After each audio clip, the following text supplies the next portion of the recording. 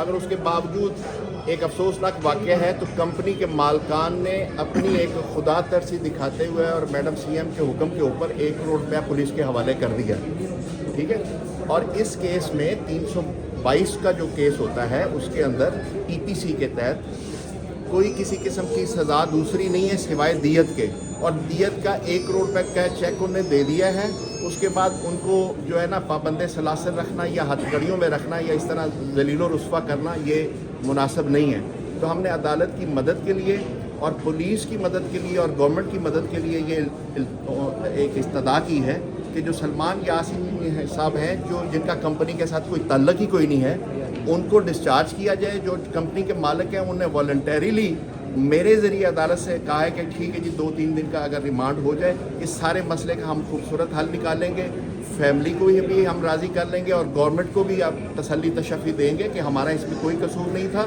अगर कोई कसूर था तो वो था टीपा या एलडीए के मुलाजमीन का, ठीक है, जो इस कंपनी के ऊपर डाल दिया गया। मगर मेरे जो साइलान हैं वो इस तरफ भी नहीं जाना चाह रहे। तो अदालत ने इसके ऊपर हमें समाअत करके तो फैसला महफूज कर लिया है। अभी देखते हैं कि अदालत क्या फैसला करती है, उसके बाद फिर मैं आपको अपडेट करता हूं। सर ये बता दें आपने कहा है कि 12 करोड़ रुपया उस अकाउंट में मौजूद और भी पड़ा हुआ है, अगर कोर्ट कहे कि हम और भी उनको जो है वो कर देंगे, कंपनसेट कर देंगे। ये एक देखें एक इंसानी हमदर्दी के तौर पे दियत वैसे बनती है उसके ऊपर तकरीबन नहीं 33 लाख रुपया बनती है, ठीक है।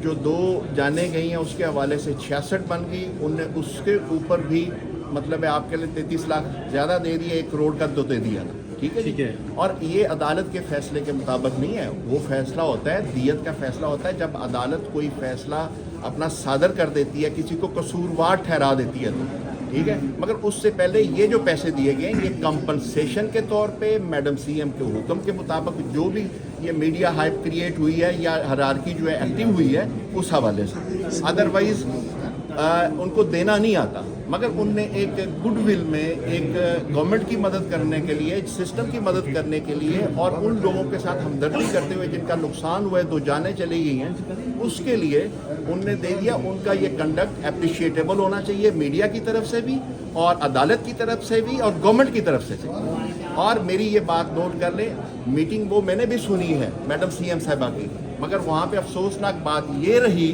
कि वो बार बार कह रहे थे ये टीपा के मुलाजमीन के खिलाफ, एलडीए के मुलाजमीन के खिलाफ पर्चा दिया गया, पर्चा उनके खिलाफ नहीं हुआ। मैडम सीएम साहबा को कोई बंदा जाके बताए, कोई मीडिया जाके बताए, कोई जिम्मेदार और मतलब है बेहतर असूलों वाला बंदा जाके बताए कि वो झूठ बोला गया है, किसी एलडीए और टीपा के मुलाजिम के खिलाफ पर्चा नहीं हुआ, झूठ बोला गया उस मीटिंग में। ये डिज़ाइन एंड इंजीनियरिंग के ठेकेदार के बंदों के खिलाफ पर्चा हुआ है जिनकी जिम्मेदारी भी नहीं बनती थी। मैडम सीएम के जो एडवाइज़र्स हैं या जो उनको असिस्ट करते हैं उनने ये गलत किया है, इसका मतलब मैडम सीएम के वकार को या गवर्नमेंट के वकार को ख़राब करने के लिए और बार बार गलत बयान दे के तो उनकी जग हंसाई का वो मौका दे रहे हैं। तो लिहाजा मेरी ये अर्ज़ है कि इसको पॉजिटिवली लेके चला जाए। जो वारसान हैं उनके साथ डिज़ाइन इंजीनियर वाले खड़े हैं।